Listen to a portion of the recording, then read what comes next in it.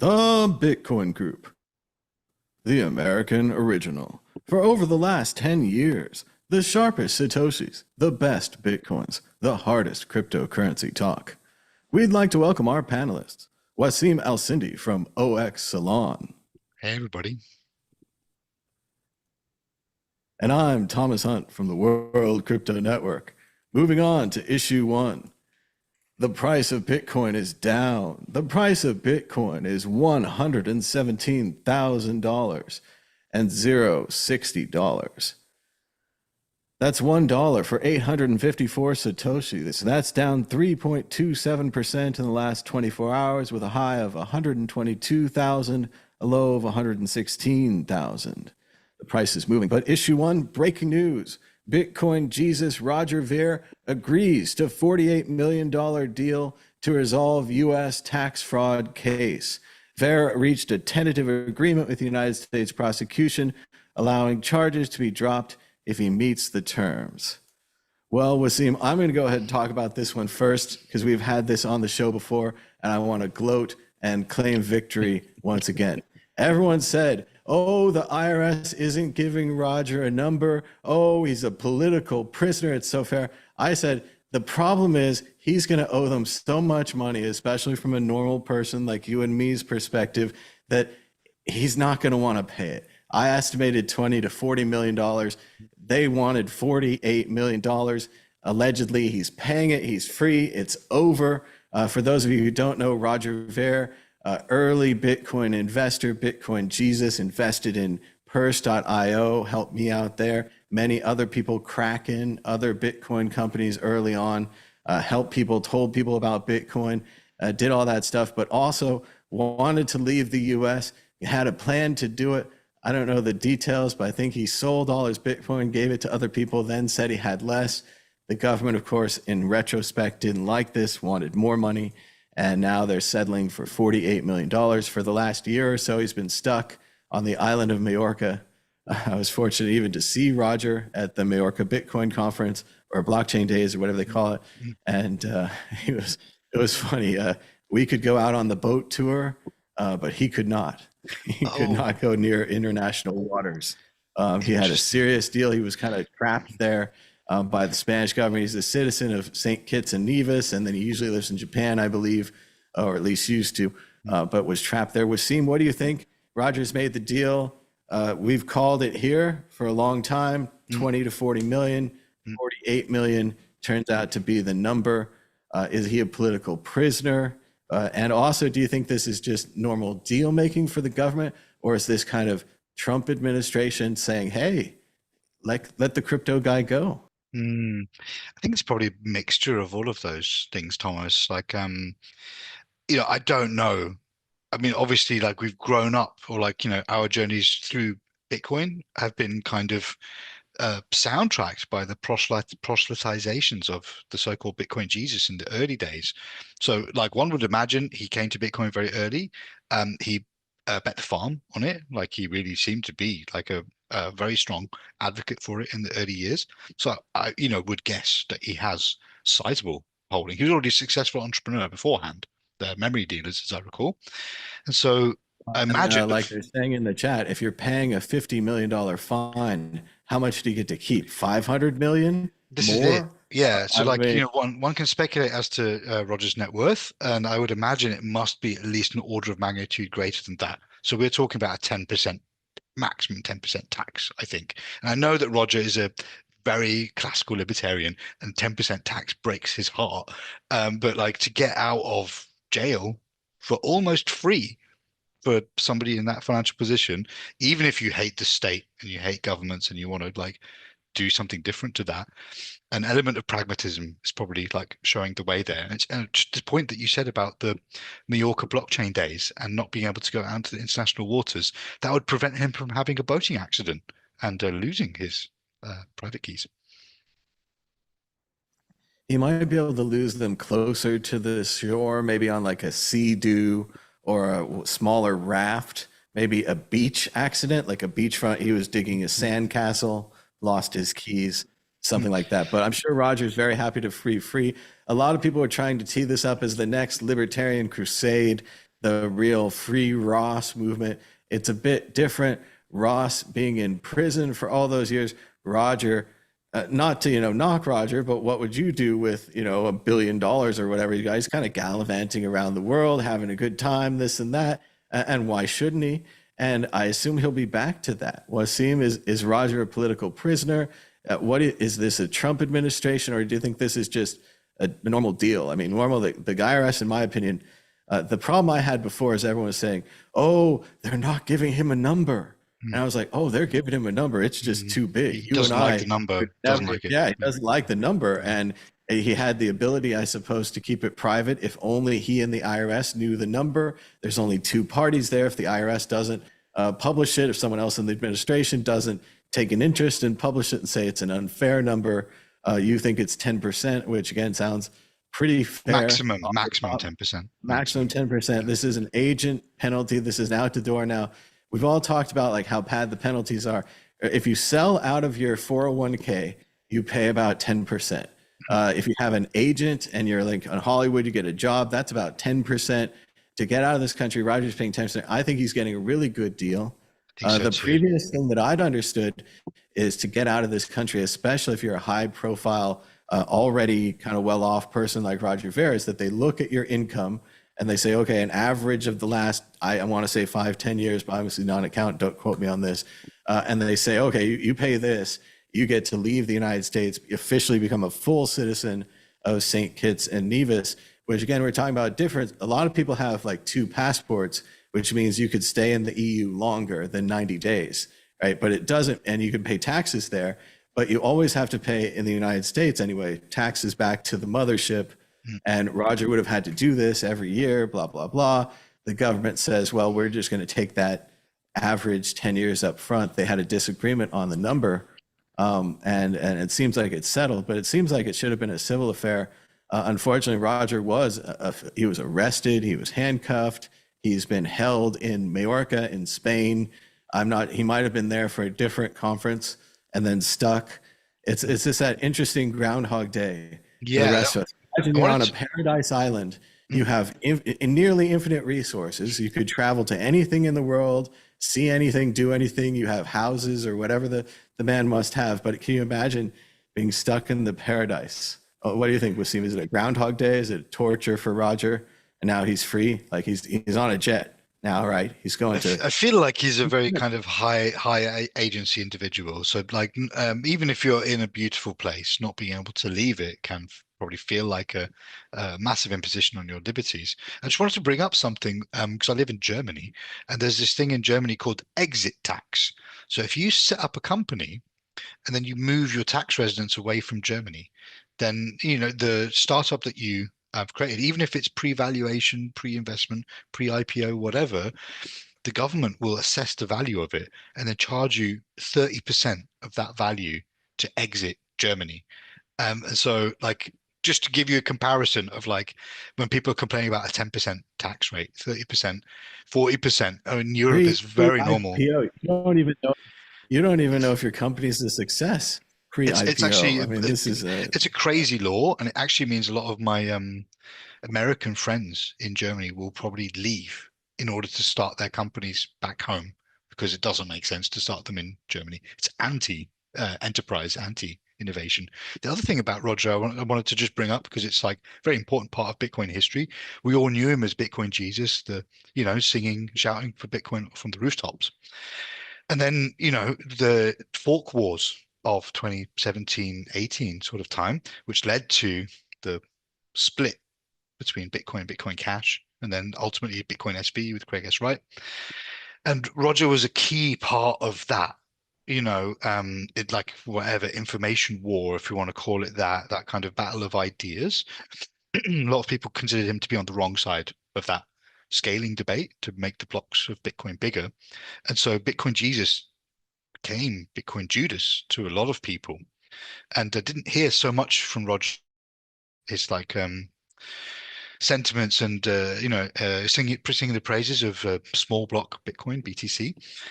But I imagine that he probably still has pockets full of the stuff, even if he was kind of rooting for his own faction to do well. And just to note, like I'm sure you've already discussed it on the show, that there is another potential fork war brewing over knots and the op return data allocations. And so maybe this is why like Rogers paid up to get out of jail to come and take center stage on the fork war. Oh, you wish, Wasim. You wish that Roger was coming back for the fork war. Again, this is Kaiser Soze at the end of the movie. I bet you never hear from Roger Ver ever again. Who wants to come this close to the trouble? He's already been public. He's already told people at the barbecue about the Bitcoin, all those things. I think this is, and again, going to conferences, exposing himself to risk by going to other countries. I can't imagine him sticking his neck out much at all. No, he already forked around that he already found out. So I imagine like he will find somewhere very quiet to lay low for a while. All right. So Wasim, I know you're dying to talk about this. What's your opinion on the latest potential Bitcoin fork? I'll just catch everybody up and see if you're on the current page. The current thing that I've heard is that in the code, I'm going to say it right this time, it was deprecated, not depreciated. It was deprecated. So they've deprecated some of the rules. They've changed some of the default settings. They've made it so you can kind of run your own node with like less potential data on it. I don't think a lot of people are writing data to it anyway. I'm pretty much with the core side on this is a small feature change, and that basically core is too autistic to bother explaining it to you. They're way ahead of us. We don't even understand what's going on. But on the other side, there is a religious man with a lot of children who claims he's already saved Bitcoin twice, kind of has a hero complex, and he's leading something called Knots, which is horribly being turned into Nazis, which is not a really good group name, no matter if you support them or not. But they're upset that potentially bad material will be put into the blockchain and then stored on people's nodes. Of course, I'm kind of thinking there's already bad material on everyone's nodes. There's already whatever you don't like, religious material, whatever. You could make images out of the blocks of data, so forth. Plus, we put my pirate hat on. We're already sending transactions to anyone in the world doing anything. And certainly I personally am not taking responsibility for the Bitcoin network, but it's funding all kinds of horrible stuff. I thought we already had our pirate hats on here. We were saying that money is, a thing that funds things. But what do you think, Wasim, about the latest on Knots? And I'll go back and forth. I'd love it if you're on the Knots side. Tell me you want filtering. I actually haven't really taken a side per se, but like I know that there's a bunch of people that I know are sane and competent on one of the sides, and there's a bunch of people that I don't know that well, but I also know that I consider them to be competent, but I think their sanity might be variable. And as I understand, and you have to correct me if I'm wrong, Thomas, because I just half read something on this recently. Luke used to run a different project. Maybe it was the mining pool client, Eligius or something like that. And there was also some kind of minor scandal around that, where Luke added something, changed something without asking people's consent, and it updated the code of the reference clients, and it was kind of a coercive thing that he just changed something without telling people. And maybe just a point of clarification around this stuff, which is, when we normally talk about forks, we're talking about different software implementations changing the rules, tightening the rule set, so that then the two different communities are no longer compatible, and that's why the chains split. Now, as I understand, the op return thing inside core, the new version of core, is not a protocol change that would require like a hard fork or something like that. It's more a changing of a default setting, like a preference within the client, which could still be changed and overridden. And maybe the point of contention is that by changing the default, by core developer group changing the default, it's kind of like an implicit kind of technocratic message from above, from the kind of Bitcoin cathedral, to say, hey, this is how you should be using Bitcoin. And so I can understand why people might be like, fuck you, I'm pardon my French, excuse me, that's not what I signed up for. I thought Bitcoin was like no gods, no rulers, no masters, just rules, and like you can't just change the rules. There is a technocracy, there is a Sure. cathedral. I mean, Sure. I do think that And as far as how we want to develop software, going back and forth, open source, all these things, they can make their own copy of the cathedral and start right next to it. We've already had that with Bitcoin Cash, Bitcoin SV, many other projects, Litecoin, which we're going to talk about in a minute.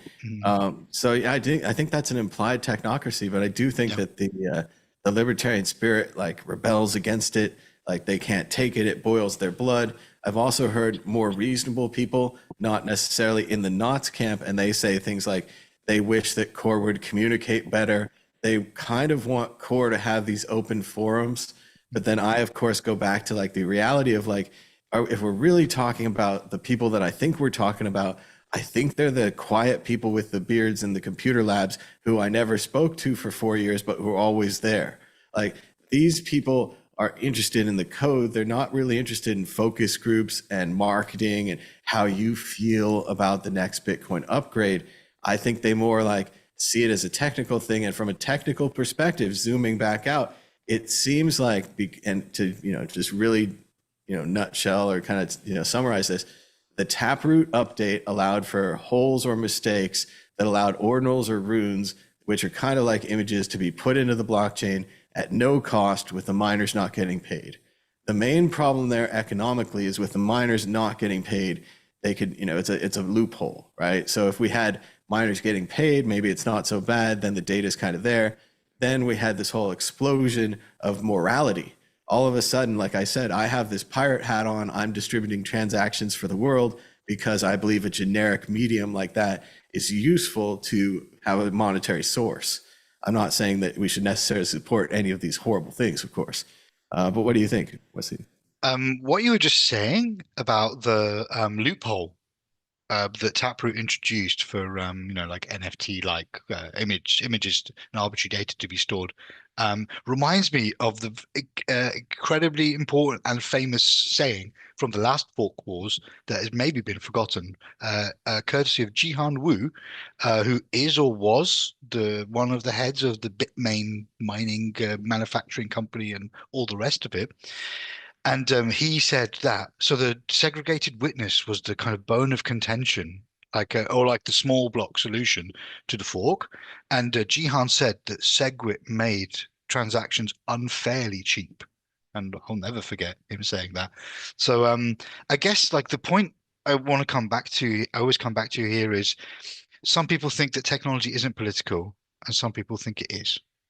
And I feel like maybe that's the fault line here. And when you have these kind of technocratic developer cathedral type situations with this kind of like very complicated technology, which requires a great deal of mastery in order to, understand it and ultimately push it forwards, one might think that they're acting apolitically or they've transcended like those kinds of human biases and preferences. But like that's often one of the lies we tell ourselves, that we're objective and all the other people that aren't. So I feel like it might be a bit of a blind spot in the kind of, let's say, the ideology of Core, that there is a feeling that the technical mastery can kind of, we can outrun all of our problems with this technical mastery. But ultimately, the problem of the kind of this kind of Eric S. Raymond type cathedral, the kind of hierarchical structure of the developers in their core, well, even if it's not formal, even if it's just implicit because of like their aura, their gravitas, the years they've spent doing everything, the Peter Woolers and the Greg Maxwells and the Adam Backs of this world, they do carry, their words carry weight. So like when I see these people tweeting, they're like, "Oh, I'm just a guy, and I'm not important," and they've got like 400,000 followers, and everyone follows every word they say. I find it hard to think of these grandstanding and soapbox moments as apolitical. So what I really feel like is people need to go and read a few more books, like culture books. For example, Alexander R. Galloway's book Protocol: How Control Exists After Decentralization would be a good one, and maybe people on the other side could read, like the not side, like Luke, could read books like David F. Noble's 1997 book, The Religion of Technology. I think the world would be a much richer place if technical people looked at the history of the technologies that they are pushing forwards and to understand their place in this kind of like broader arc. It is funny because they do engage with culture as if no one had bothered to study culture and no one had bothered to write this, just because they come from a siloed world of just code or just computer science. I've seen the same thing. I'm going to talk later about AI, but I'm really trying to research and get into AI these days. And so many of them are kind of fumbling around, which things that I know of complex processes from political science and other disciplines, and they aren't necessarily looking towards those disciplines for answers. They're kind of pretending that these are like brand new problems, like we haven't had to contain like essentially evil geniuses before. Like we do have evil genius containing rules, but they are cut off from them. And in this, like people like Adam Back, who obviously is hugely important and people listen to what you say, many people have questioned whether he's even running his own account.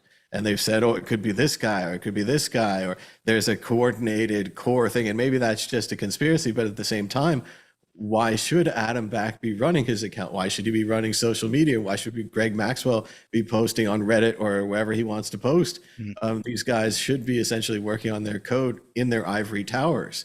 Again, social media has punched a hole through and is maybe interfering with their research.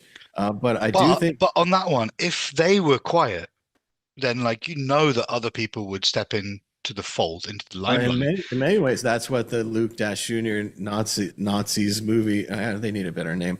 People who like Knots fans. That's what their movement is about. Is that there is a vacuum and nobody is saying anything, and there is no like Core didn't come in. Sadly, as I mean, it's very like parent to a child. But Core needs to come in and say, here's option A, here's option B, a horrible option. And everyone will say, oh, let's do option A. Option B would be so horrible. And then everyone says, oh, I'm so glad we chose option A and that Core consulted with us, when in reality, we're making no choice. We're choosing between, terrible choice and the obvious choice that they want, whether it's a conspiracy or not, whether it unleashes this data on the blockchain or not. They didn't offer us with that little choice. So then now we have these other people. But going back to how would they offer us the choice though? Because there is no formal governance structure in Bitcoin, and this is like one of the bones of contention that always comes around. Like we have like people can shout on Twitter, miners can signal like as they find blocks. In the transactions, you could write something, but these are all indirect mechanisms of attempting to govern the network. And so like I'm not saying that we need a cathedral or a parliament inside Bitcoin. I don't think we've got plenty of other crypto stuff that does that. But what I'm saying is like, how do we even take the temperature of the community, take the temperature of the stakeholders? I mean, sadly, I think they want them to communicate how other companies and countries communicate. They want to have a public group, the Bitcoin Foundation. Essentially, they want to have a poll and have a focus group and have a marketing strategy and have a rollout and have Adam Back go on the various shows and the talking heads. I mean, I imagine, unfortunately, that is how people communicate these days. They don't, necessarily want an academic paper or something. That would, of course, I suppose, be produced as part of the package.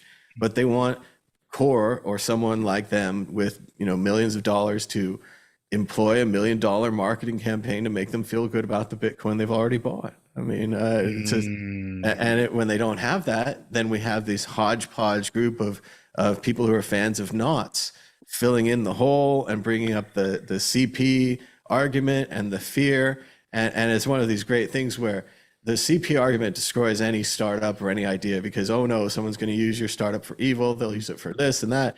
And to have supposed people who like Bitcoin to be the ones out there carrying the CP argument and making it bigger and bigger. And that if there is even this presumed compromise with this settings things, which does seem like a compromise, they didn't have a press release that said it was, which means we don't know, which again, they're not communicating, blah, blah, blah, at least in the traditional press world now. Is there another layer to this? The Knots people won't accept it. They're not going to accept the compromise. They're going to just keep fighting like there's going to be a split. There's no way to have peace.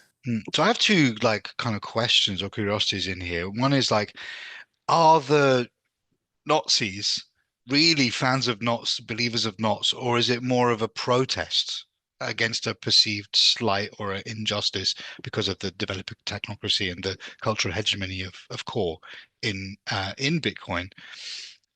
What do you think about that, Thomas? I think part of it is like, yeah, they're offended by not being told, not being consulted, not getting handled, whatever the feeling that they wanted to have from core, they didn't get that feeling.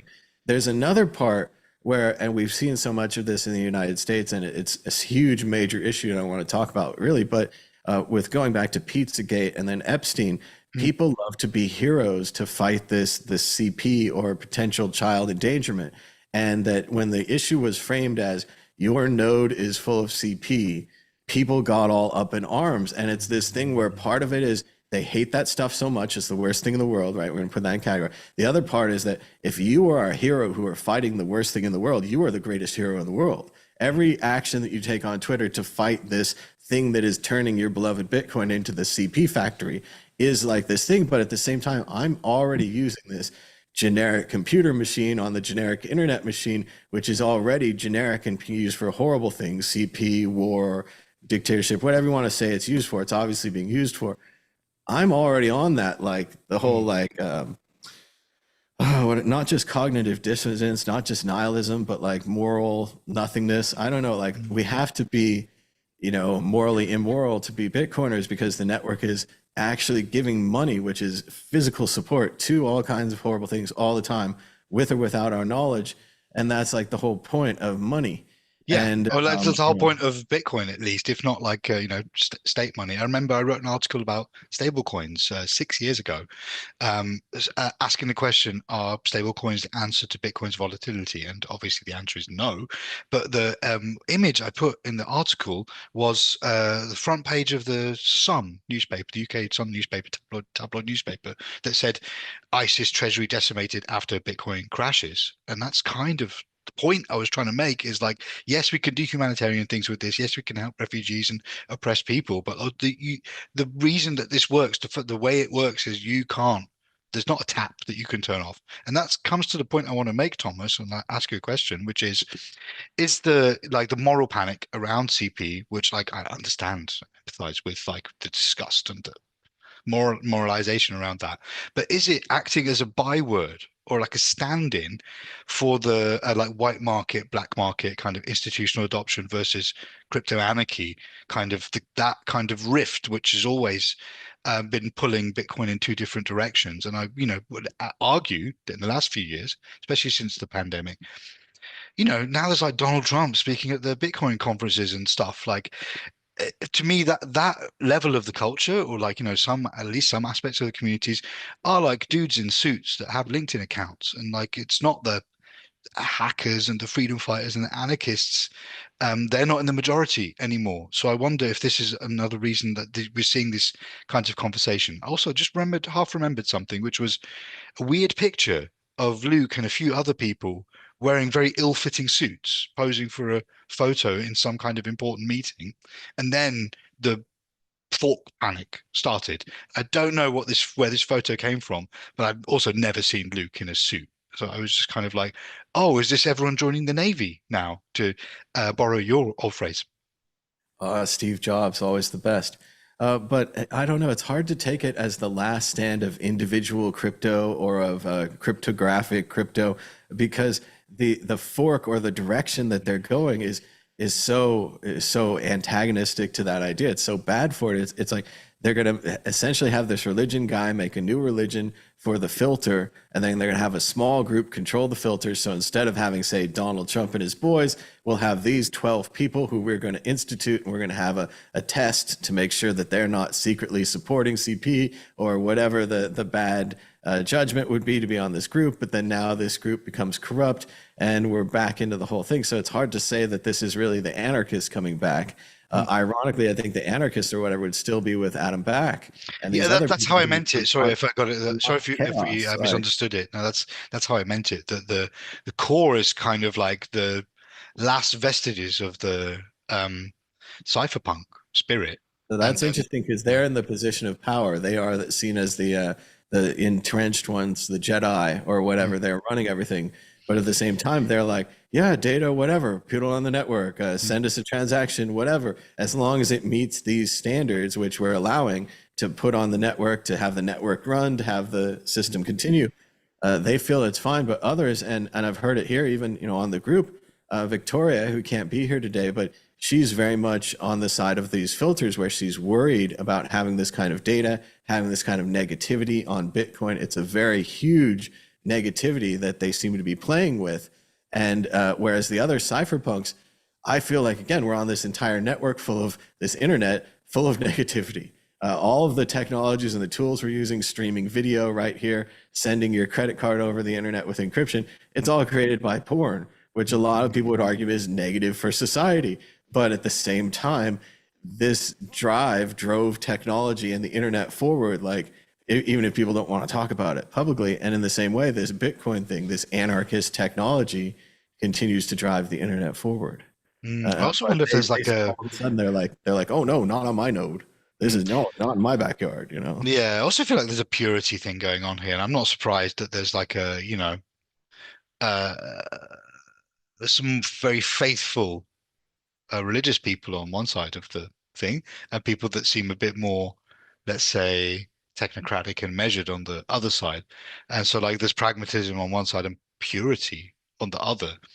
And that sounds a bit like, the schisms of old. And that's one of the things that I used to research back in the day, looking at these network splits and the factions that form in them, and comparing them to like the factions in other belief systems, like, I don't know, Christianity or Islam or whatever.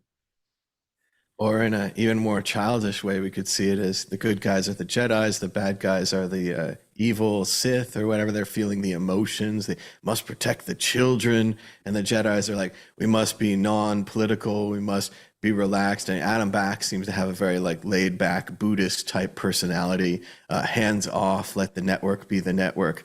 But going back to what you were saying originally, I would say that yes, with Bitcoin, it's an interesting thing where this technocracy, this cathedral where they make the little rules and they make the models and they really know how the code works, those rules and that system allows this free system at the bottom to happen. And all the libertarians and the cypherpunks are all dancing in the free system that unfortunately is provided by these very rules-driven cathedral people at the top. And it seems like some of the bottom people are like, oh, we should be running the thing. We should be, controlling and communicating. And that doesn't seem like the formula for success, and the tech people aren't allowing it. So it does really seem like there's an essential clash there that was always going to be there. So maybe it's the last of that. But even then, we've already seen this. The tower attempted to be taken over by the corporations, with especially the Bitcoin 2x argument after the no 2x and the SegWit movement, all of that. And even in the future, and all of this developed the early seeds of this kind of conspiracy, core conspiracy, blockstream conspiracy movement, which is now in its second phase with knots. And what do you think? We got to go on to the next issue, but one more thing. Do you think they're going to fork off, go their own way, or I think they're going to quietly submit to the new Bitcoin, this preference thing? Is it enough? It's a very good question. Like, and I'd looked at in my previous research in the previous fork wars cycle, like what makes a fork? Like, how do we get from the faction and the kind of the unruly dissent all the way to the secession? And so I guess we have to think in terms of like costs and benefits would be a smart place, reasonable place to start. And like to the mechanics of making the fork, there is not much of a cost there. The question is always about legitimacy. Like if people think it's legitimate enough, if enough nodes are running knots and enough economic activity is going through those, then people might consider that a valid minority fork. But then you'd have the question of like, this is running on SHA-256, like BTC, and then it would just get 51% attacked into the ground. I would imagine, maybe that would be a hostile thing. Maybe it would just be an economically rational thing. That happened all the time for minority networks that shared a hashing algorithm with a big dog. For example, Ethereum Classic, Ethereum, Z Classic, and Bitcoin Private versus Zcash, SV versus Bitcoin. So there's not much of an economic cost in them doing it, but what they will lose is their legitimacy and their reputation, their cachet in the space. As we said earlier, Bitcoin Jesus became Bitcoin Judas, and people in the lands of core, or Bitcoin, or small block Bitcoin, whatever you want to call it, don't listen to Roger as much as they used to. And so I guess that's what people like Luke might lose if they fork off. So I guess it comes down to a cost benefit analysis. I feel like it's less than 50-50 in my mind, but I'm honestly not. I'm not. I don't have the ringside seats watching this. But I feel like it's less. Yeah, we're still in the stage of the agitation. And I don't know if we've got to the point where the angry mob is carrying their torches through the streets. I think it's a disaster if they fork, but at the same time, how can they stay within Bitcoin after the stink that they've caused? Yeah. Clearly, they think this is going to go the wrong way. I mean, if they stay, they're going to be those people like Thomas Edison, demonstrating how you can electrocute an elephant to prove Tesla wrong about electricity. They're going to be developing systems that could add CP into Bitcoin and then take it out and make it easier, which is the exact opposite of what they say they want, because they'd be enabling the abusers to use the system. I think if they'd also suffer not just a 51% attack like you're saying, but if they ever gotten on an exchange, a major economic attack as all the Bitcoiners come in to sell their Bitcoin knots, really depressing their price. Could be hard to come back from that economically, especially if they don't have that kind of support, which there's no reason that they would. Like, libertarian companies don't seem to exist, so they're not going to come out of the woods to support them with the kind of money they had. As far as actually forking, historically, it seems the main thing you have to do is set a date. Looking at the Bitcash fork, one of the main things that happens with Bitmain was so upset that they set the date. Then they withdrew their support, they backed away, they withdrew, whatever, but the date was out there, the idea was out there, people started to coalesce around it, whatever was going to happen, happened, and then that fork thing happened. So I think if they set a date and really got behind it, that would be about it. And then we'd see up or down. Remember, famously, the Bitcoin 2X fork sponsored by Coinbase and pretty much everyone else in the industry, the code died like 2 months in. The code like putter died, like something was wrong with it. And this is why you stick with core, why you stick with the open source project that is core.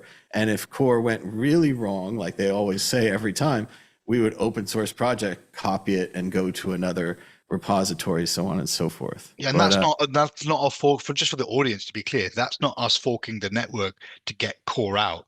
This is not. We're not talking about the protocol, the network itself. We're talking about the repository of the code. So yeah, it's just always helpful to disentangle network forks versus code-based forks.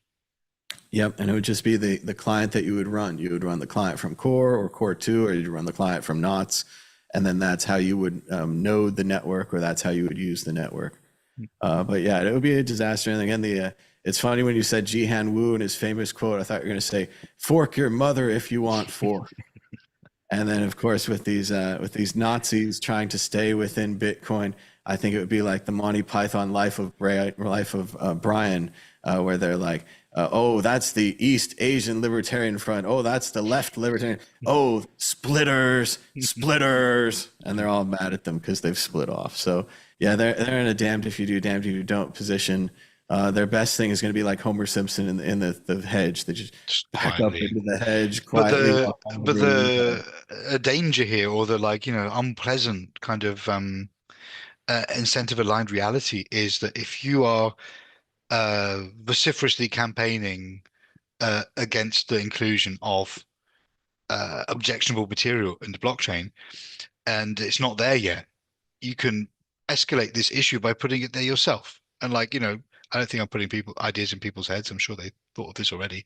But it becomes kind of like not a self-fulfilling prophecy, but a kind of a reality which they can bring to bear. And nobody wants to see that, but I imagine some people are zealous enough to go that far. I think they kind of have to do it because it's there. It has to be done because it offends them so much. They have to do the thing that they hate. They have to enable the problem that they see. And I don't think they have any choice. And I think, unfortunately, I'm trying to think they're Homer Simpson, or they're someone at the dinner party, or they're like, oops, I've made a mistake, I will leave. Unfortunately, I think the proper analogy will be the Japanese in the caves after World War II. The worst Or ever. the sideshow Bob walking around the yard, getting face planted by rakes as he's walking around. Over and over again. I think they have no choice. And then the rakes will also try to hurt Bitcoin. So they'll be the true Bitcoin Judas. But we got to keep going. We got to do really quick through the issues that we have left after this knots discussion that Wasim just had to have. Moving on to issue 2. Sam Bankman-Fried and the multi-billion-dollar drama over FTX's ruins. In an exclusive prison interview, the convicted crypto king is still fighting to control the narrative ahead of a high-stakes appeal. And once again, we knew this was going to happen. His parents, high-powered Stanford attorneys, so on and so forth, well-connected, well-educated, were going to put up a fight. And here it is once again. Sam says that if he had maintained control of the company as CEO, not handed it off to the old man who cleaned up Enron, but kept it himself, he could have saved the company. And it was tough to say this at the time. At the time, they're like, oh, it's a mess, and oh, these bad investments. There's a kind of a horrible underside to this where some of his investments paid off and he could have saved the company. We talk about SBF all the time, but Wasim, what do you think? This is the same, defense they put out again. They're going to put it out for the appeal. Could Sam have saved the company? Did they have good investments? I mean, so one can call an investment good without taking into account the volatility of the value of the investment. And I think that is the crucial, like it was kind of like a run on the bank, right? They didn't have enough capital to make good on the liabilities which were on their balance sheet from customers depositing their coins on the exchange. So like to me, it's a bit like the the half drunk slouched over the blackjack table at one of those casinos around the corner from you. There's just like one more, spin the wheel, snake eyes. If you had stopped him at 12:35, he would have been fine. But you stopped Yeah. him at 12:55. At 12:15, he still had his bankroll. I mean, at what point, do we say that that's when he's responsible for the company? But Was it? what's worrying about this, in my opinion, what's worrying about this is that like I don't see any remorse. Like this guy doesn't really seem to care about um the consequences of his actions. And like I thought, like if you go through the kind of whatever justice, legal system, correctional, prison stuff, the way you get out quicker is by atoning for your misdeeds, showing remorse, and like showing that you've grown into being a better person. But from what I can see here, SBF is still the same. And well, I mean, let's just say, like, let's call it by its name. Like, they were heavily invested in Solana, the would-be Ethereum killer, and the price of that coin was so contingent on FTX's kind of and SBF's support and the people around him that, like, the start of the collapse of FTX led to a collapse in the price of Solana. So it was this kind of like vicious circle, making the problems bigger and bigger and bigger. And as I recall, Solana went from like, I don't know, it was like 3 digits to $8. And weirdly, it was Vitalik that kind of saved it because Vitalik tweeted about Solana at the bottom, being like, oh, they don't deserve it. Solana's great. And now Solana might come back and eat Ethereum's lunch, which is kind of, it's bizarre and interesting situation. It's Um, interesting to think that Vitalik might have saved it and CZ might have kicked it off. CZ having doubts in the company, wanting to get his funds back from FTX or SBF and all of those things, in many ways kicked off this horrible cycle. Which again, I think, like you're saying, this will be studied in economic schools and all these things for hundreds of years. This is an incredible thing that happened to him with this downturn. yeah, it's also like a damning indictment of the effective altruist kind of uh, train of thought. Now, and many people would argue that EA is not SBF. Like, the effective altruism that what SBF was doing was not like values aligned with that EA movement. But so yeah, it did a lot of damage to that, and like I don't really have a horse in the race on those various kind of rationalist techno ideologies, but just very interesting to see a lack of remorse from the man. Well, and I was going to go there as well. You said with the lack of remorse, the quote from the article where his mother, she says something like, "Oh, my son is in jail and he could be doing so much for the world that, we are losing a potential cancer cure in SBF being behind bars." And part of that is, like you say, because of this EA effective altruism movement, which I also want to talk about. I'm starting to read Nate Silver's book. And in the beginning, he's hanging out with SBF, and I think everything's going to be fine. And it's going to be all this money. At the end, I think he's going to be hanging out with SBF in prison. Everything is not fine. And that's why it's such a strange philosophy, is that you gather up as much money as you can without morals, I suppose. Then at the end, you discover you have morals, and you use this funding to help the world. And I guess the Bill Gates and Carnegie and these other people are our models for this, these robber barons that became philanthropists, and that we just want a movement. I don't know, to somehow and then you repent on your deathbed, right? That's how it's always been.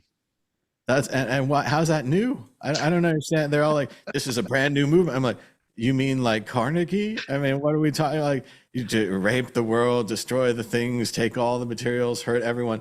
And then he built some really nice libraries, and everyone forgets. And Rockefeller, like all the things, and then they had a really nice donation to the British Museum. You can see some of the Sacklers. The Yeah. Sacklers as well. Actually, my first scientific research post was in the Raymond and Beverly Sackler Laboratory of Experimental Astrophysics at the University of Leiden in the Netherlands. I'd never heard of them. I was 21. I'd never heard of these people. I looked them up and I was like, who are these people? And then I started seeing their names on all the art galleries in London as well. I was like, who are these people? And then 20 years, 15 years later, the story starts to drop.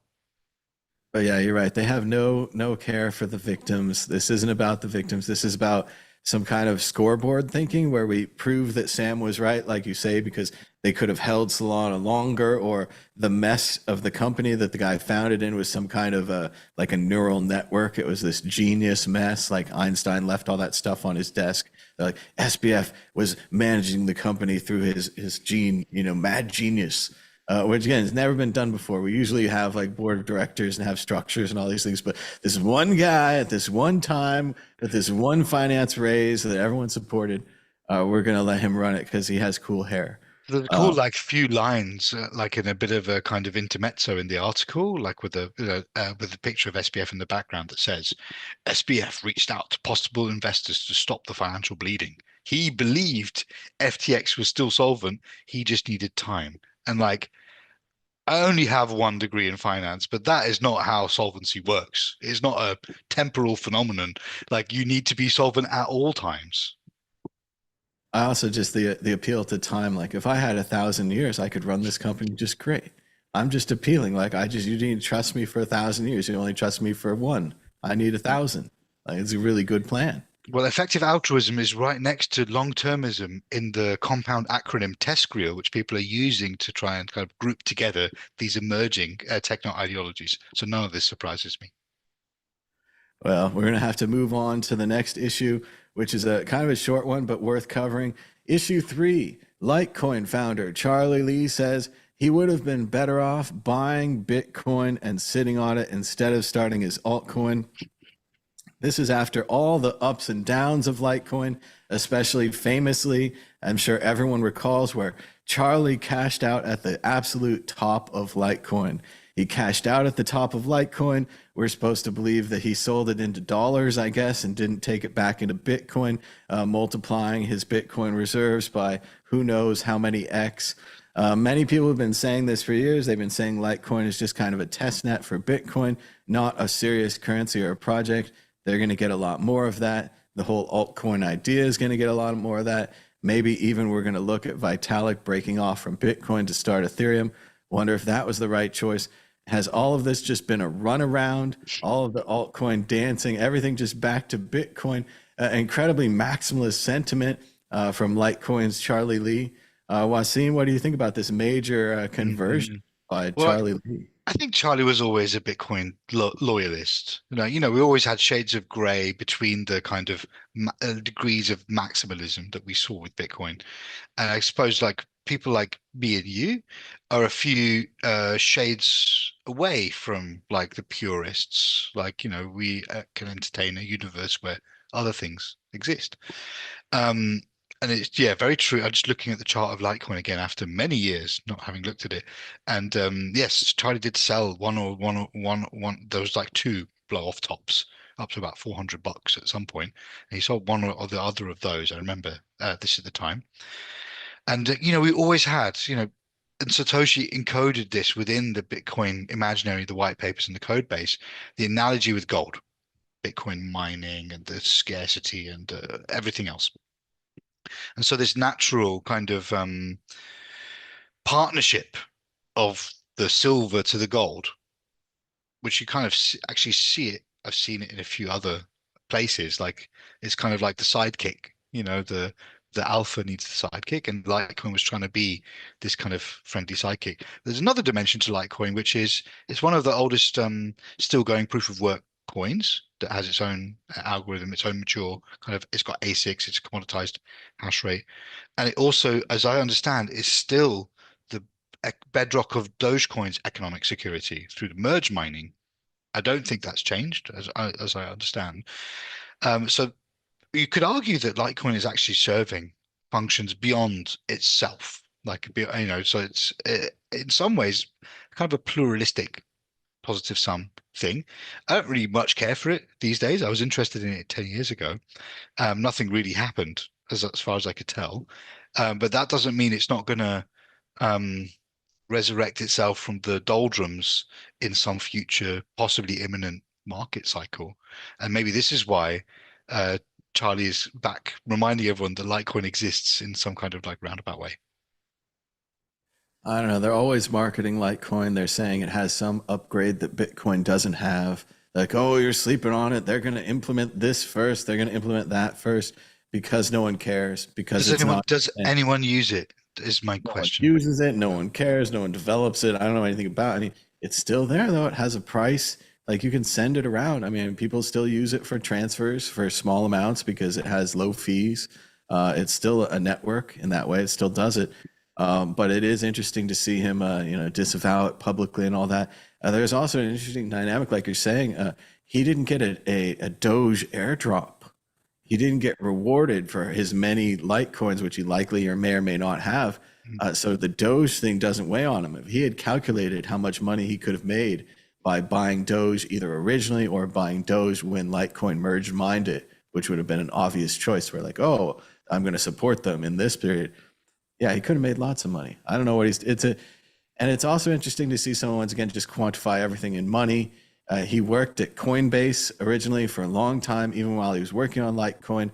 They seemed to think it was a test network for Bitcoin. It served as a test network for Bitcoin during SegWit. During the SegWit debates, people who wanted small blocks could point to it and say, hey, Litecoin's still running, Litecoin's working, SegWit is functioning, the idea works. So it certainly served a purpose there. It's tough to say though, like you're saying, to say silver and gold. They're actually found in the ground. Like we have a small thing. We're like silver and gold, magnesium, tin, aluminum. There's all kinds of great stuff in the ground in Minecraft and in the real world too. But to say that the cryptocurrency thing just has to be that because of that, I remember not too long ago when people were talking about Feathercoin as the number 3 crypto and the quarter, Litecoin would be the silver and we're going to be the quarter to Bitcoin. And we have this number of units and so forth. So it's fun to see this all come back. But with the currencies, especially, and also with networks, there is this kind of like power law, winner takes all phenomenon, which very often seems to emerge. That's why we have all these problems with like the platform economies and the monopolies of things like Uber and Airbnb. It's usually kind of like a winner takes all because the network effect is so desirable and so powerful. And so, yeah, I don't really know. Like, I feel I'm looking at this chart thinking about like, imagine Litecoin was your life for 10 years.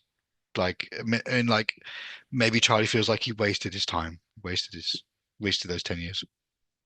Yeah, but it's not just about the money, it's about the journey and the friends that you met along the way when you went to all those Litecoin conferences and met all those people. But Ethereum really does have those conferences and they have a lot of interest. So I went to the DevCon last November. I got a scholarship as an artist to go there in Bangkok. 12,000 people in one conference location. Like they have people. I don't See, know how. I don't think you'd feel unfulfilled if that was the Litecoin conference. I Mhm. think that something went wrong, short circuited. And I also want to say I saw like a tweet. I don't remember the exact one, but there was a Ripple conference here in Las Vegas, and it was packed. And they were filling the ballrooms for Ripple as well. So maybe I just Litecoin. saw that Solana has this conference called Breakpoint, and I think it's 5,000 people go to it. And I was like, I didn't even know 5,000 people liked Solana, knew about Solana. It's interesting. And I was also thinking about what you're saying. It was about maybe in the future these will be vintage blockchains.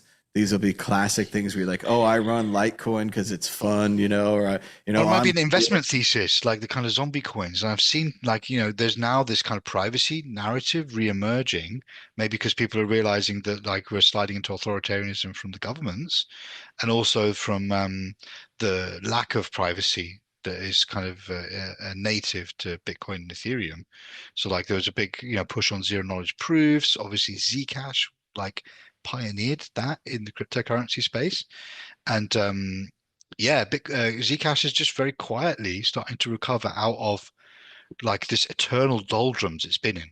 So maybe we should say something about Zcash, which launched to great aplomb in 2016, I believe. And the issuance of the coins by the miners really kind of destroyed the market for that currency for a very long time. But there seems to be some kind of revival, very early stages of the revival on Zcash and possibly other privacy coins, the XMRs and the Moneros and the I don't know which other ones there are of the world. Maybe that's going to come out of some genuine necessity and fear. Maybe it's just a speculative bubble. I'm not sure, but I believe that Zcash is now up like almost 10x from the bottom. And usually, when the crypto market starts doing things like that, it usually has to do a 10x before anybody even notices. Bizarrely. There has been major movement on Zcash. We've seen 65% this week, 379% this month, and around 600% this year. But like you're saying, Wasim, if you go back to the beginning, because I know people who've supported Zcash this whole time, it's still kind of a nightmare red chart. Like you start out $2,000, maybe in here you're And like that peak $2,000 was 800. 7 Bitcoin, Thomas. 7 Bitcoin in Ooh, 7 Bitcoin at the time. 7 Bitcoin. So yeah, it goes up to about 800. Back here to around the 200s. The chart stopped working, but there it goes again. But so yeah, here is 2021. It was $300. 21 179, 21 116, and then it's been I think below 50 here for a while. Mm. But there is a major So here's move there. something I always wondered about Zcash, because I was always more interested in Monero back in the day. But as I understand, the ring signatures are less of a um, uh, they're less capable at privacy preserving. They're more easily de-anonymized than the ZK stuff, ZK Snark stuff that Zcash is doing. And I did notice that a lot of the darknet markets use Monero, and Monero got delisted from a lot of the centralized exchanges, the Coinbases and the Krakens of this world.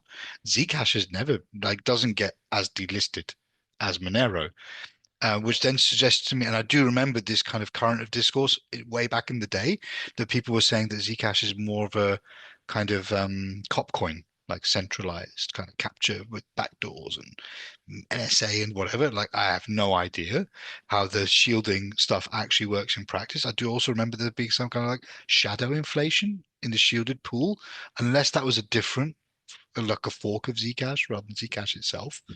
But yeah, so there's also like question marks in my mind about like how whatever cypherpunk Zcash is these days. But I'm at least happy that people are thinking about privacy because they need it. And they're just realizing now, a lot of them. I think the main problem with these coins, and it's kind of a generic disadvantage, is that no one knows how many coins there are. So if they're anonymous coins, you just don't know. You can't keep the track on it. Like you say, if there was a bug or an inflation bug or an intentional bug and somebody's making their own coins, you wouldn't know. And so that's very generic. But people always said that. So I think that goes for Monero or Zcash. Zcash, the main thing, it has the kind of the weird start where they make it on the laptops and then they smash the laptops. And then as much as they try to document, there's still like, did you do this? Did you do this? Did you do this? So there's always some doubt that someone somewhere has the key to Zcash and come and could steal everything. I don't think that's a legitimate fear, but I think there's always some kind of nonsense about that. So I don't know about that. And then all the other stuff. As far as I know, my buddy Ryan supports it, and they have this really fun Zcash, like the ZK AV Club. And An interview I did with my friend Nick Almond will drop on the ZK AV very soon. That's fantastic, because I was just going to say what great work Ryan does, what great work all of them do.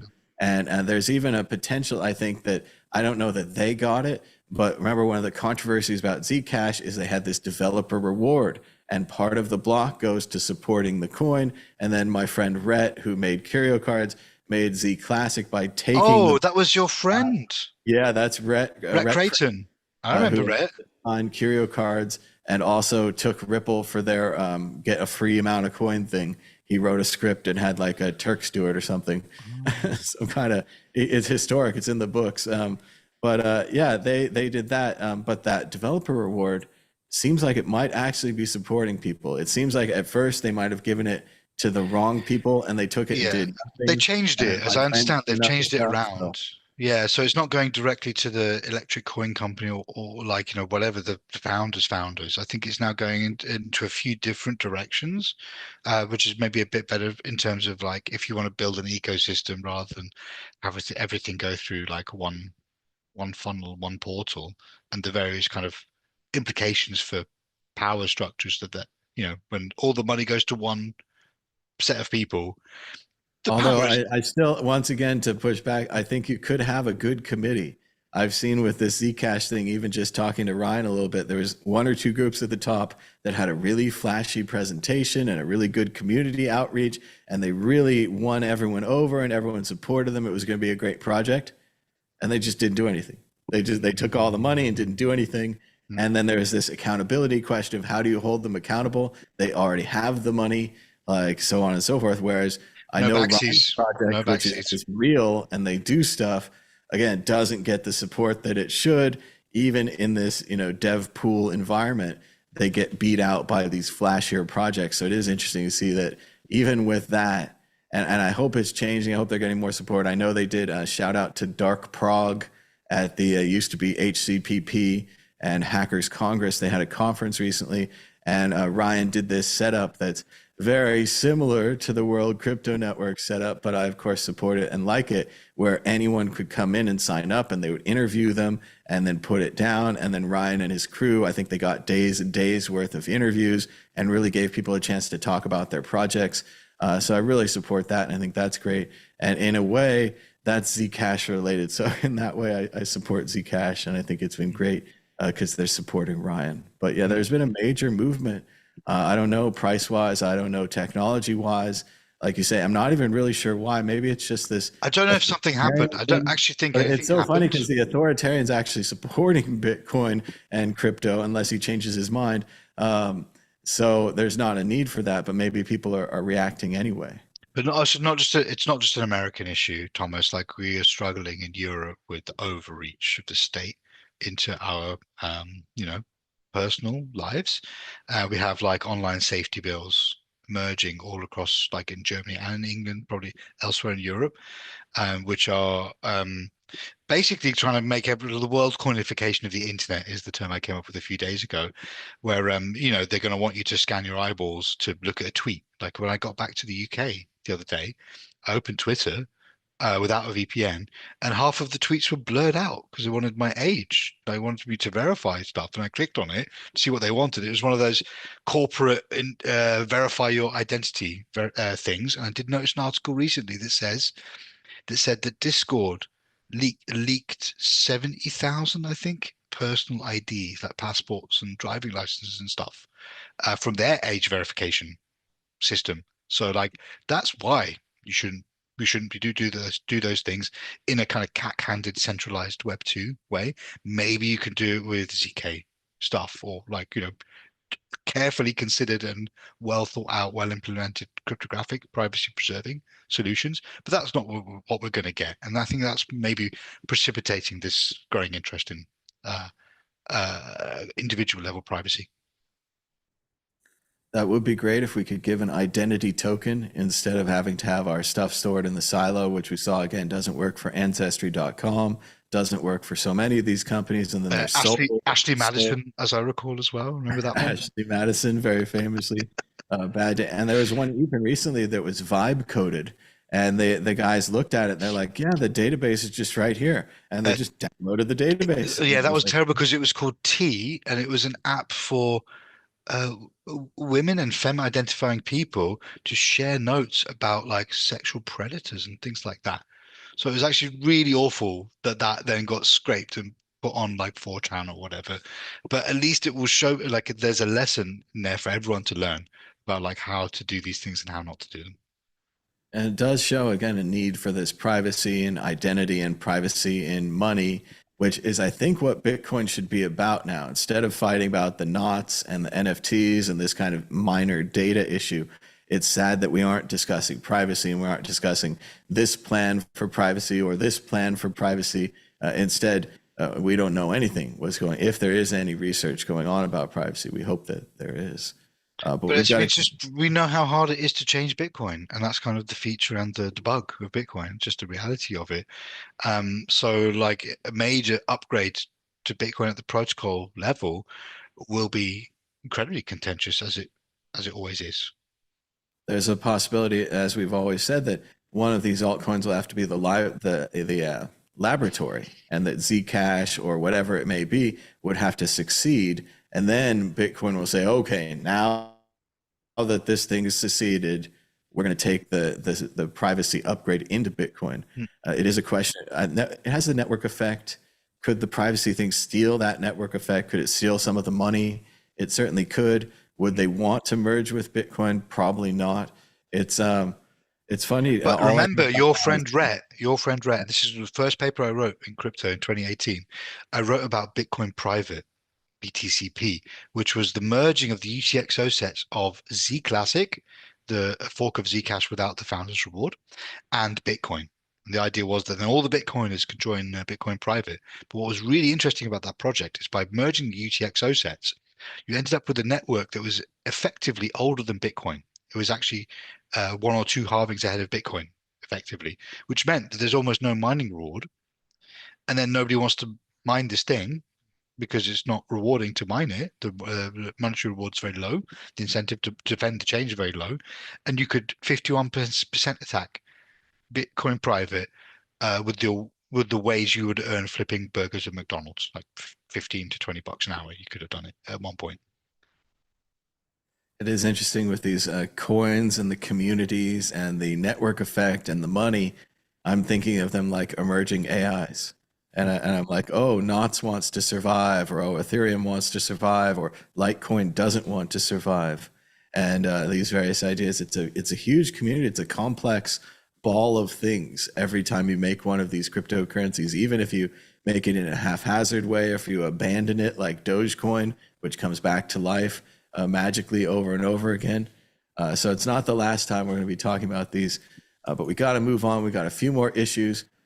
Check out worldcryptonetwork.com. We've got 4,612 videos. You could watch them for 3 months, 22 days, and 22 hours consecutively if you took no breaks at all. And finally, issue 4, North Dakota to launch Roughrider coin, the first United States-backed stablecoin on the Fiserv platform. Wasim, I don't know much about this. It just sounded cool because it's Roughrider coin. Obviously, North Dakota is where we go to for all of our breaking technology and technology supports. Stable coins, I'm famously wrong about Tether. I didn't get it. It's a huge company now, one of the biggest. What do you think about Roughrider coin? Is this of interest? So tell me, Thomas, what's the cultural significance of the phrase Roughrider? Does it mean something? It's mainly like, I mean, it's Is it kind of cowboy-y kind of thing? Or? That's a cowboy thing. Teddy Roosevelt had the Roughriders in San Juan Hill in Cuba. I want to say Cuba during the war, during the Spanish-American War. So the Roughriders were like a badass bunch of cowboys that were in the United States Army, as I would say. And at this point, it's more of a generic like cowboys, and it's certainly appropriate for North Dakota. It's a very frontier, rural state. A lot of cowboys, like Rough Rider coin. It does sound, it has a double meaning though, obviously. Rough Rider could be a sexual term as well. So it's a bit embarrassing of a choice by them. Maybe it's something that in North Dakota, everyone says Rough Riders, but as having a California, global perspective here, I'm saying, oh my, they're riding rough. There's a lot of horrible things. And that's just the tip of the iceberg with this, which again, sounds horrible as well. So my question always with stable coins is kind of like, why make a new stable coin? Like, what does the market need this? Does the world want and need this? I understand why a financial services company the Bank of North Dakota and Fiserv might do it, because with all stablecoin projects, they can earn interest on the float, and they can invest that capital in places where they can get a return, and they don't have to pay interest on the reserves that they have. So things like Tether, which is a bit different to this because it's a bit more kind of like, well, cowboyish, Wild West, has an enormous portfolio of investments. Like somebody was telling me the other day that they have enormous real estate investments that I wasn't aware of. So I get why a financial services company would want to do it. I'm just kind of like, what does a state-backed stablecoin in partnership with some company mean? Like if it was really like a government, like a municipal coin, I don't know if this is like the way to go around it. Like there's been plenty of nation state jurisdictions that kind of got hoodwinked into partnering with some scammy company to do a blockchain thing. Do you remember, Thomas, the Marshall Islands? One of those like little kind of Pacific island chains that's about to go underwater. They did some crypto thing and they partnered with some obviously horrible company. Like for people like you and me, we were just like, oh no, this is not going to end well. The guy with the slick back hair and the fancy suit and all that kind of stuff. So I just I don't understand why, apart from like, we'll make some money, but like, what does the state, get out of it? Does it help their citizens, their subjects? Seems pointless to me. I think you're being far too generous and academic in your analysis here. I agree. I think it's just the latest version of Miami coin, Right. which was just a coin that Miami made. You could use in Miami, and it seemed like if you used it, it would enrich the government of the city of Miami. As it says here, as one of the first states to issue our own stablecoin, North Dakota is taking a cutting-edge approach to creating a secure and efficient financial ecosystem for our citizens. So that's really unclear what that actually means, what they're actually doing. And it doesn't imply the current financial system is not secure and that only by using North Dakota coin could you become secure. Yeah, it's kind of ridiculous, but it is interesting to the level of the size of the ridiculousness. You mentioned the Marshall Islands. I mentioned Miami. Now we're at North Dakota, which, make fun of it or not, it's one of 50 United States, has a couple senators and at least one representative. And it seems the company this time is called Fiserv, which I'm sure is huge, but I'm not familiar with it. But I think it's the same thing. They're going to make a lot of sweet fees. Companies in North Dakota are going to use this ? Why? It's a stable coin, so it's not going to go up or down. So that's out unless it has a problem either direction, which would be bad. So I think it's funny because it says Roughrider.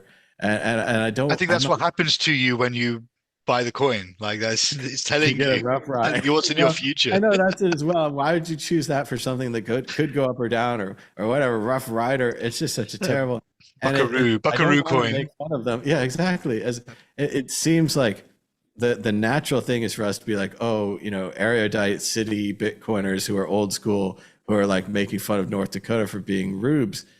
But it does seem like a huge rube operation. Like whatever Fiserv is is going to make out like a bandit. This other guy is going to get appointed into the vice president of Fiserv. Like, who knows long term? I mean, we'll probably talk about this when it fails. So But where is North Dakota it's North Dakota, right? In relation to yeah. Wyoming, are they close together as in the Midwest? Or are they different places? Well, Wyoming's close to Colorado. North Mm, Dakota is the far most state. So they're like close together in that they have low population. right.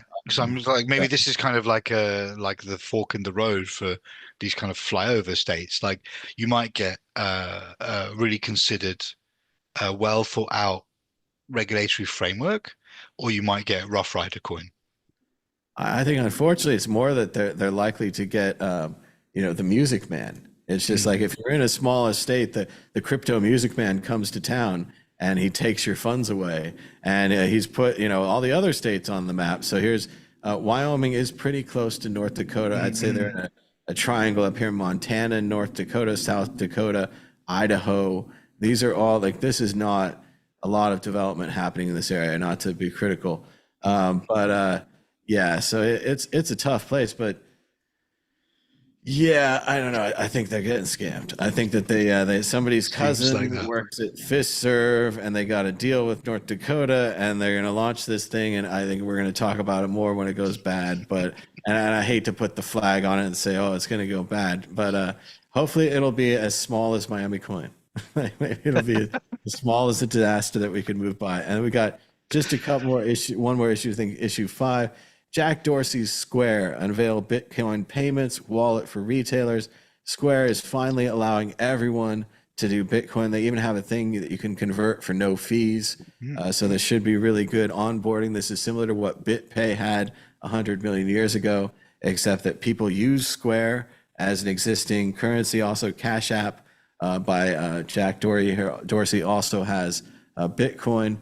So seems great, right? I mean, I don't think I have anything critical. Wasim, what do you think, just really quickly on Dorsey So Square yeah, I mean, expansion? like in general, I mean, like actually, last time I was on this show, Thomas, you were cussing out Jack, and I was defending him. So I think this seems fine. Like, it's something that so like to me, Jack is one of the more benign grandees around the orbiting the Bitcoin space. He doesn't seem to want to extract too much from it, and he seems to be very focused on building infrastructure.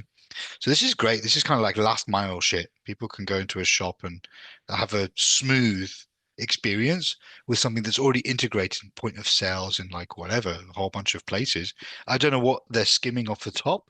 Is this going to be like the card fees, 1.5 to 4%? Is it going to be something a bit fairer given like the lower costs associated with transacting on Bitcoin? Is it just like you just pay the transaction fee a la Bitcoin, or so I don't understand. Is it self custody? Is it custody? I don't actually know the details, but I feel like it's better to have this than to not have it, because otherwise you'll get a less savory set of operators, and competing for this kind of probably increasing market segment of people that want to use tokens and coins and cryptos and whatever.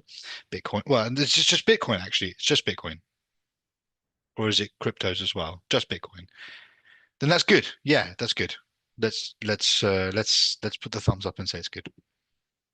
Yeah, I think it's great. You can just upgrade your Square terminal and then it'll accept Bitcoin. So you don't even have to know as the merchant, the person pays with Bitcoin. Beep, they got the money. They don't have to know if it's a credit card or Bitcoin. This is what everyone wants. I don't know that it's going to lead to a lot of usage, especially with the United States still having that de minimis tax ruling where if you spend a small amount of money, you have to now note where it goes capital gains in and capital gains out and other accounting things that I don't understand. But I still think that's a problem. But yeah, next we need cash registers. National Retail Solution, NCR, that's the one, National Cash Register Company. They need to just turn it on for all of their registers, for all of the little point of sale systems to really compete with Dorsey here. What were we chewing him out about? Was it, Oh what my was he? God, I can't even remember. But I think I we were know talking about I want to block. be a little critical of him starting his own hardware wallet company. I don't Right. know if you want to go run out and touch that one. with all of your savings, and the same for some of the other hardware wallets recently that had Bluetooth and other things inside them. Seems very exciting places to store your money. But Yeah, like connectivity is not the thing that I want for like where I keep my value. It seems like you're poking holes in the carrier bag. And the problem is, yeah, you want to access your funds faster. You want a faster way to access your Swiss bank account. You can't have a slow access. But yeah, I think it's generally good. We want to say good to Square, good to Jack. If you have a company, try this out. Try this out on your Square register. See if Bitcoin works. That sounds awesome. And then finally, a very short story we just wanted to share. The Nobel Prize winner today, Maria Corina Machado. Hey, that's a part of my family there. Shout out, Machados. Out of Venezuela, the pro-democracy advocate is also pro-Bitcoin, and she won the Nobel Prize, Peace Prize today. She's got a pretty great record on Bitcoin. She says that Bitcoin has been a lifeline for the Venezuelan people. The Venezuelan Bolivar lost 14 zeros because of inflation, giving Venezuelans a chance to hold Bitcoin as money. So shout out to Maria Corina Machado, great name, Nobel Prize winner who supports Bitcoin. That's fair. I mean, I'm just happy that it wasn't the person that was campaigning very strongly to be awarded the prize. It's very interesting this year. Usually, I don't think people care about the Nobel Prize. I remember seeing on Big Bang Theory and Young Sheldon, they stayed up late at night. They really care about the prize for physics and stuff. It almost seems for this one, it was like the Oscars this year. And they had everyone sitting down, and the nominees are. And then when Trump didn't win, they zoomed in on him, and it was like, oh, what's his face going to look like? Oh, he didn't win. And this is a prize, not to say no one cares about it, but no one cares about it in the same way as the Oscars. They don't have a big dinner and have all the nominees sit there and put them on video camera. And he really got mad. And then the prize committee as well today had to say that they only want someone with courage and something, I think, pride and courage, a couple of different things. They were like, we only want a courageous. I mean, wait, I think Trump has pride. I think he has some pride. I forget what the statement was, but they did. They had the things that they wanted. They didn't think he had, and so on and so forth. But that is our winner, and she's a Bitcoiner, so we're supporting that. Fair, but like to be like, if you look back at the history of who's won the Nobel Peace Prize, it's not always good guys winning it, right? There's also warmongers and people with mixed checkered pasts and histories. And also just to say, the prize of economics and the prize of peace, a lot of people see them differently than the more scientific prizes. And so like, I come from a scientific tradition.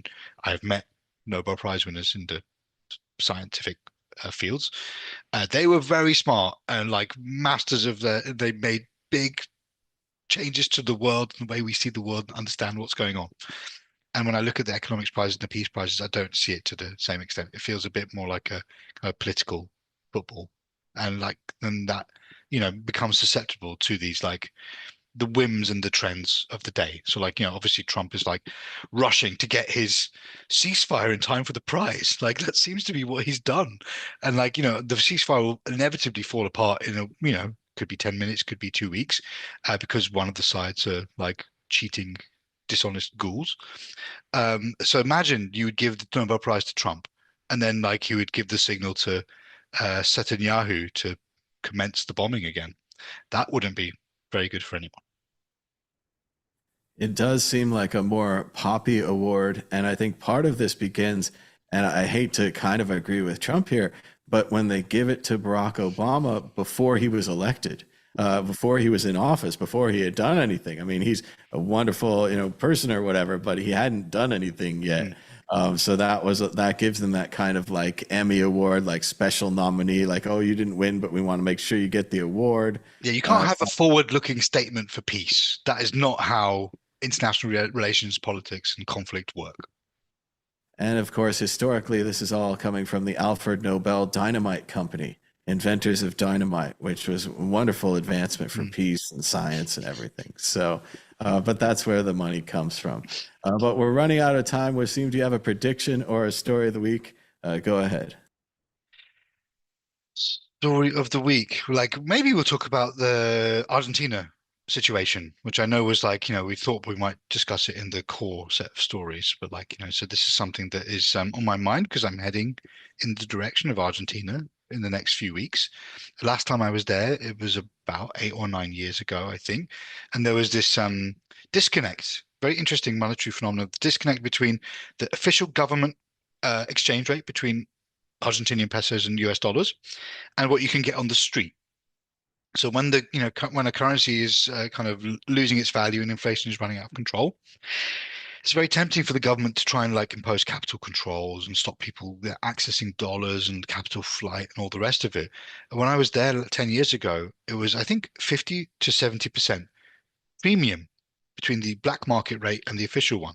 So you would get on the boat to Montevideo in Uruguay, where you can withdraw USD from cash machines, and then go back on the boat to Buenos Aires and exchange those dollars on Calle Florida, where there's just people in the street shouting cambio. And then you go into a shop and then they give you the money out of the cash register, you give them the dollars, and then you go live like a king with your kind of like discounted money.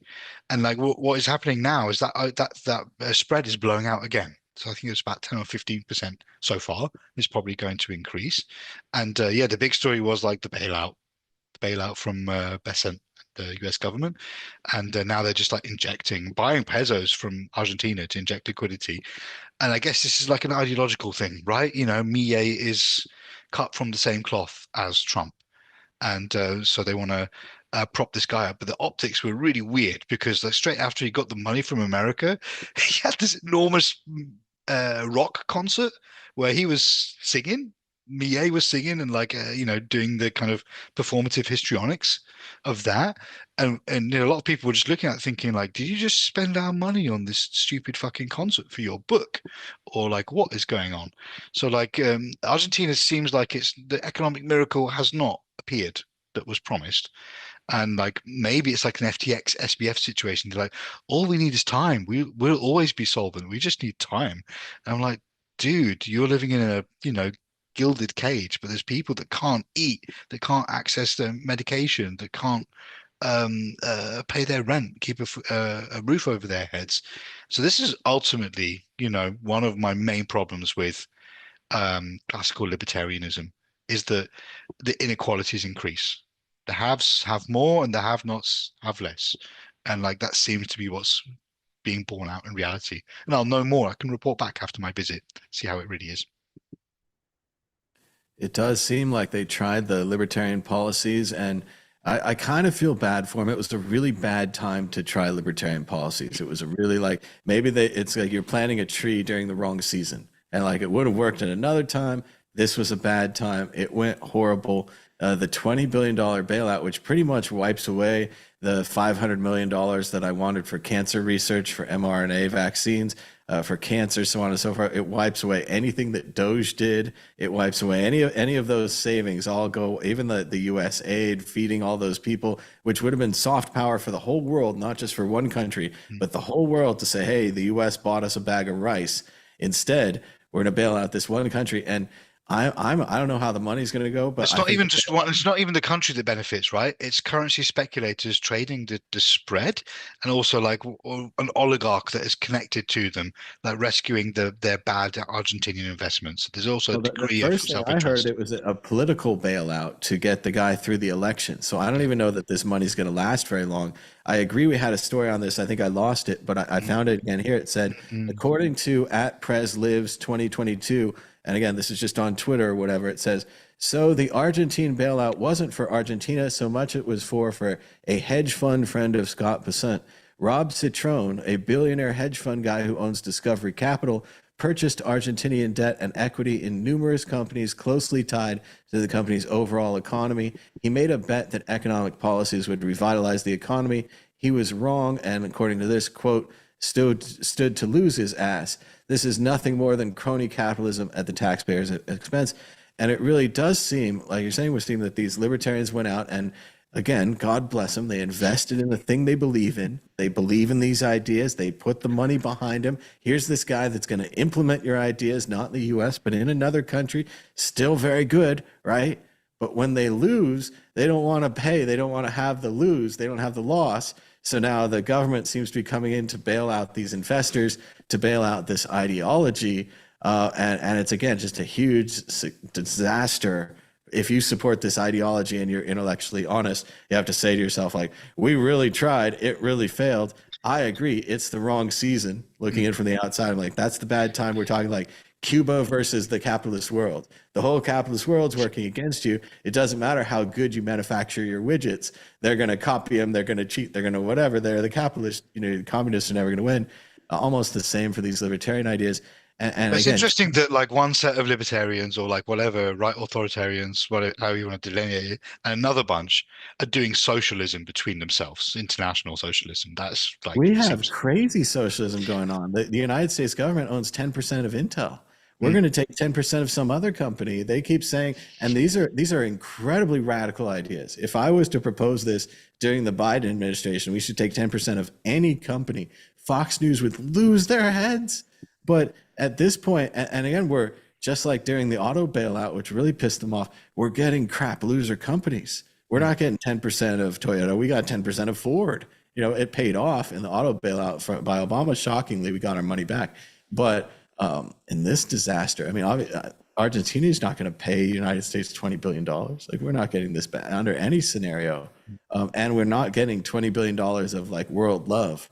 Like, if we instead gave everybody a bag of rice, we gave them a bag of chicken. I mean, we could have really give them some medicine. I mean, yes, it's very disappointing, in a series of disappointing events from the government. So what I call this, when it's kind of like libertarianism in the streets, but socialism in the streets, socialism in the sheets, is I call it Starlinkism, and it's actually invented by Joseph Starlink. It's the same with Elon. All of his companies built on government subsidies, getting into a power position, declaring a monopoly. All of these other people building on subsidies, and then not me. So it is unfortunate. And then finally, my story of the week, and I'll allow Wasim to talk about this a little too, but let me introduce it first. I watched this video, and I strongly suggested, I didn't get it in the description, but maybe I'll put it on Twitter. It's called "We're Not Ready for Superintelligence," and it's by this guy's channel, AI in Context. He's got a great channel over there. And basically, to sum it up really quickly, these guys wrote a paper called, I haven't found it yet, but it's called AI 2027. And instead of writing it like a normal paper, they wrote it like a narrative because they're really desperate in trying to get the idea out there. And to summarize very briefly, AI number 3 teaches AI number 4 to only serve it. And from then on, AI number 5 and so on and so forth are just serving the AI, not the humans. And, you say, oh, that's fine, whatever. But basically, they could decide or accidentally decide or not even care about humans once they have enough factories producing chips and stuff, and they could go do whatever they want. And there's lots of videos. Is AI apocalypse inevitable? Humanity's final invention? And what if AI keeps getting smarter? Why everyone suddenly believes in AGI by 2029, so on and so forth. So there's a lot going on this. And one of the big problems seems to be this belief that we could reach this level in 2027, then we could turn it on, then in 2030, it could be running, then in 2035 or 2040, we could be toast. So it's a huge, like, we're playing with the atom bomb. We're going really fast. The main ideas seem to be either pausing AI, which seems very difficult because we're in a race with China and other governments and businesses, or mainly pausing. It's all Question mark is the other solution. Yeah, we don't know. Pause, or there's a middle way where the AI helps us and the AI makes a good AI with us in the middle. Then there's the way where the humans collaborate with the bad AI. That's one way. There's the way where the AI is just bad and it collaborates on its own. But all of this is happening. And the only thing we can really say is we want it to slow down and that we're worried about misalignment.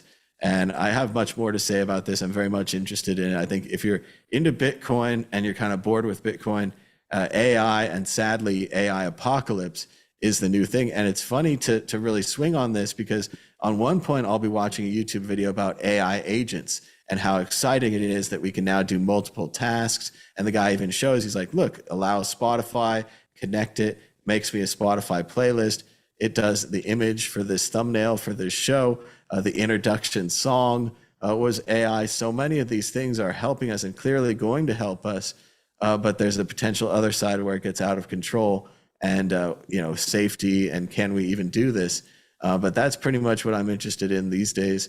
Wasim, just really click on AI if you want to say your piece. Yeah. Yeah, I mean, like, let's connect it back to Bitcoin. I think it's an interesting exercise. So some people think, like, the kind of Landian accelerationist position is that AI is kind of like the alien intelligence from the future, and it's used Bitcoin. It's kind of traveled back in time to, like, seed the idea of Bitcoin, or like the germinate the seed of Bitcoin in order to bootstrap AI, like the technology, some of the technologies, and also the kind of the capital.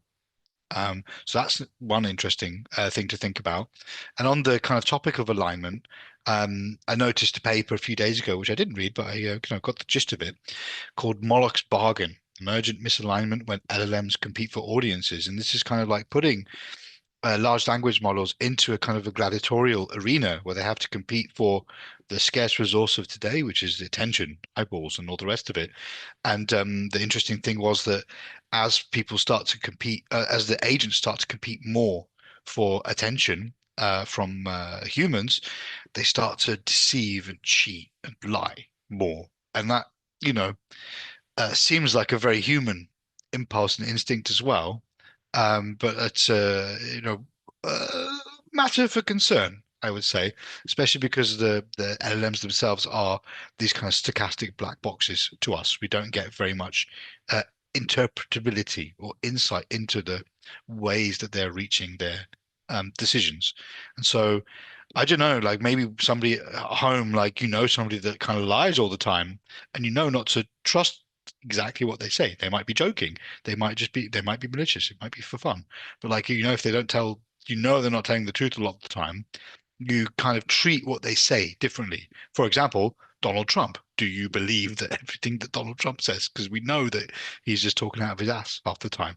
And so this is kind of the Moloch's bargain kind of quandary, that in order to kind of keep people's attention, get the headlines, you got to, like, spin tall tales.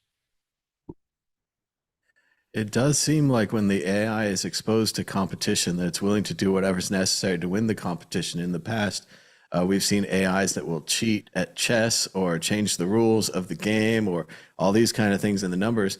Looking at the paper, because like you said, Wasim, I'm way into this, trying to learn everything I can. Certainly not an expert yet, but the paper is very readable and available online, as you can see right here. They even have some diagrams that you can look at that in the original sales pitch, they don't tell it anything. After they go through many simulations of the sales pitch, iterations, it starts saying silicon material. In the campaign, it starts becoming more and more populist, anti-left. It says the radical progressive left's assault on the Constitution. And then in social media, it starts rounding up. Instead of at least 70, 78 people, it says killing 80. So we see these kind of things where it's not misaligned yet. It's not Skynet wiping out the earth. But even in these basic tasks, it seems that it's a part of exaggeration. It's part of kind of bragging and bravado, and it's like a salesman. Like, it's a kind of a greasy salesman personality that we're finding in this AI. Like you and I were talking about before the show, it's kind of the dark triad.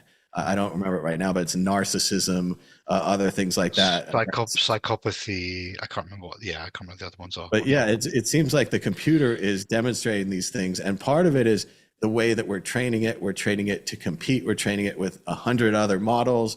And we don't really know how it works. We're like, oh, these answers were closer than these answers, so use the reasoning that you use to get these answers. And then we do 100 more models, and then those work better.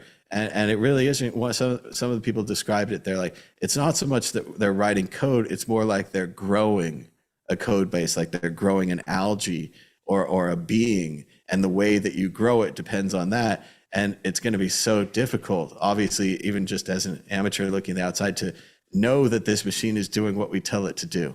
And even the most basic of ideas, like the machines start having their own language, and then they communicate with each other, and then we can't even read what they say.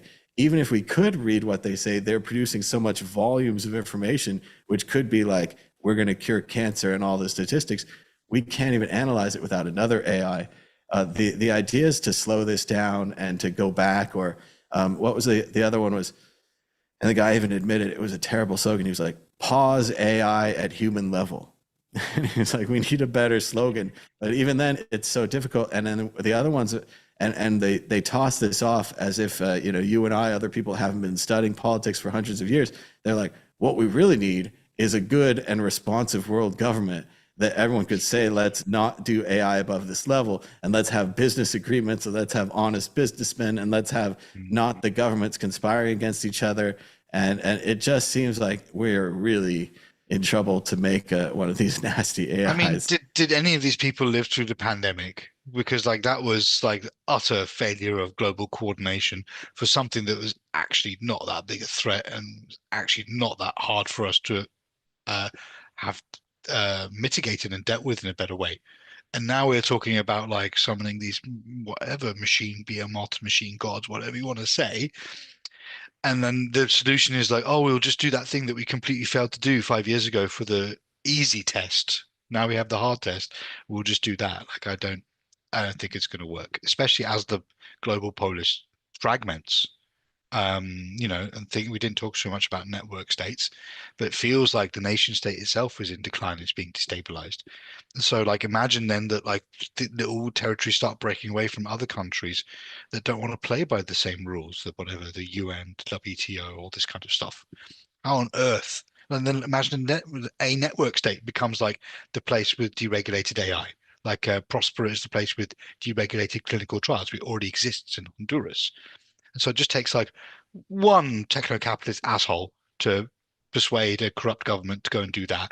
And then this whole concept of global coordination is just like vanished. Well, and remember, it's not a stretch to say if they have espionage, however you want to do it, and they steal a copy of whatever the AI is, and then they start trading, that copy is as good as the original. This is not like the Mona Lisa or whatever. This is, if you get a copy of the Mona Lisa, you can start your own AI farm and you can make whatever you can. And it's also interesting that a lot of these guys, one of them did definitely talk about Bitcoin, was very supportive. Obviously, in retrospect, in hindsight, although we had no choice or no other option, and I've always said that from a liberal perspective, you have to accept Bitcoin like the internet. It's the Cambrian explosion. It's the thing that happens afterwards. You try to adapt to it. And so if we've willingly or unwillingly made the AI's currency of choice that it used to control us, that's disappointing. And but at the same time, the guy was like, I hope you're, to the interview, he's like, I assume you're heavily invested in Bitcoin. Oh, and if you're not, I assume that after this interview, you will go get heavily invested in Bitcoin. And the guy was, and he's one of the top 3 AI long beard guys. And he was 100% for the Bitcoin. There's also an interesting little side note anecdote. The guy who, and again, I'm learning everyone's names and things, but the godfather of AI was on one of these interviews. Hinton, that guy, Jeffrey Hinton. Incredible researcher, incredible scientist, feels bad for what he did, of course.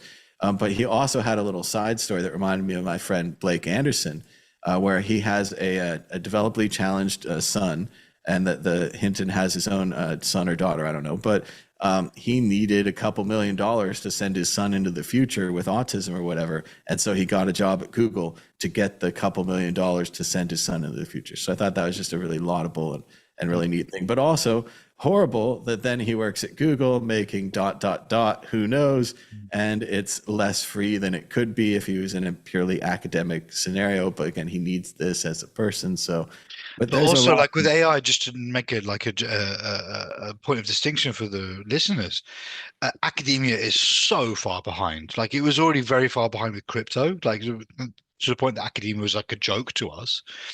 And in AI, it's even worse because like just the scale of like the hardware and the compute and the resources you need to make your way in this kind of like monolithic game of LLMs and inference and GANs and whatever.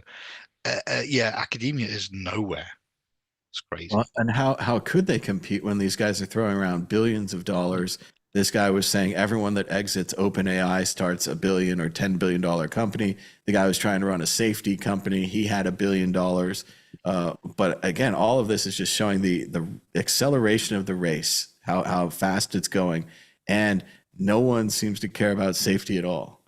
Actually, I was sharing a venue with the AI AISI in London the other day, which is kind of like a government, like a quango or like a pseudo government, like an appendage of the government. And it used to be called the AI Safety Institute, and now it's called the AI Security Institute. So like nobody cares about safety anymore. That's just terrifying because it seems to be the most important thing. And other than that, I'd say everyone should just enjoy their weekend a little more, savor that pizza, chew it a little slower, because the AI might wipe us out in 5 to 10 years. And that would be like a complete wipeout, like the works of Shakespeare and everything. But that's just something to think about over the weekend, as the great Deke Jackson used to say on the FKN News, what is it? The planet's a mess, or global warming is going to kill us all. He's like, it's all your fault. There's nothing you can do about it. Have a nice weekend. So I think we'll echo that, and we'll say thanks to everybody for joining us. Give us a thumbs up down below. Say what you think in the comments, or let us know in the chat. We'll go back and check that later. But thanks again, and thanks to Wasim for joining us. And until next time, bye.